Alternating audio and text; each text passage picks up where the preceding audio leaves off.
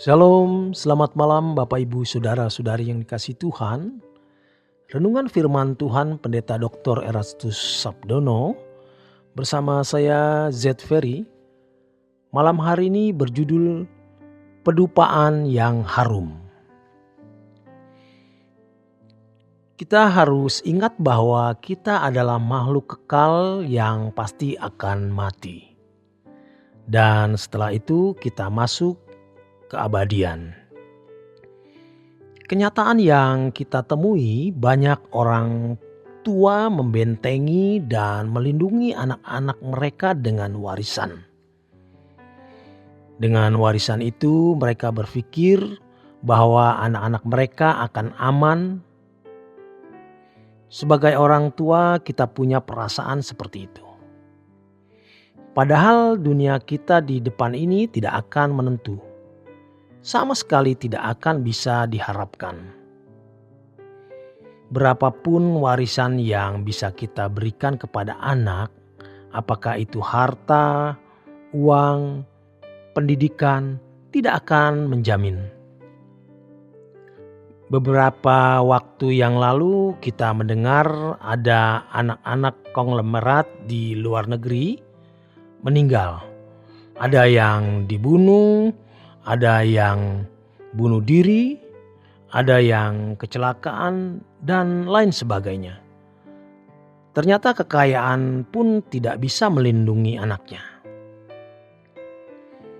Warisan yang harus kita berikan adalah takut akan Allah, pengenalan akan Tuhan.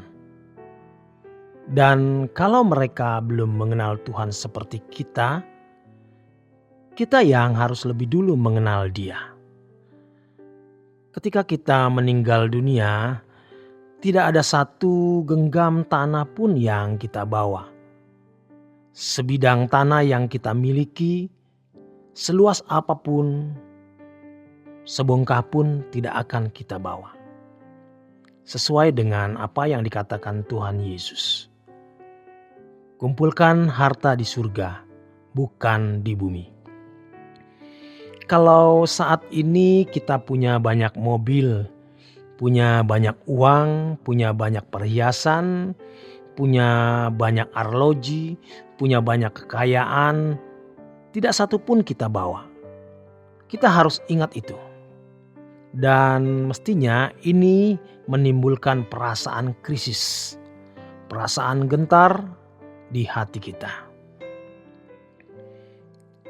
Semua kita ibarat bangsa Israel yang keluar dari Mesir menuju Kanaan. Kita tinggalkan dunia menuju Kanaan surgawi. Tidak mengurangi kesenangan hidup, tetapi demi supaya kita memiliki hati yang takut akan Allah, sehingga kita bisa mewariskan hati yang takut akan Allah dan pengenalan akan Allah kepada anak-anak kita, kepada keluarga kita, dan sesama. Ini yang mestinya menjadi kesukaan kita. Kita harus sampai pada titik perjumpaan yang nyata dengan Allah Bapa setiap hari. Karena Allah Bapa menyertai kita. Dia menaruh rohnya di dalam diri kita. Kita tidak boleh semena-mena menyakiti perasaan Bapa. Sering kita tanpa sadar menyakiti, kita melukai, kita menganiaya perasaan Tuhan. Benar-benar kita menganiaya Tuhan. Dengan sikap, ucapan, perbuatan, pikiran, renungan hati kita. Mari kita perbaharui komitmen kita untuk hidup berkenan di hadapannya. Kesediaan kita untuk berkomitmen dan memenuhinya sudah merupakan pedupaan yang harum.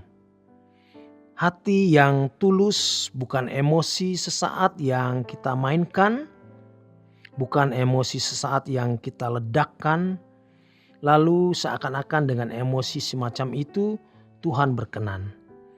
Sekarang tanpa ledakan emosi, tetapi perasaan yang tulus mencintai Dia, dan benar-benar bersedia untuk memberikan seluruh hidup kita. Uang itu masalah yang masih sederhana dan kecil. Harta itu juga masih masalah yang sederhana dan kecil.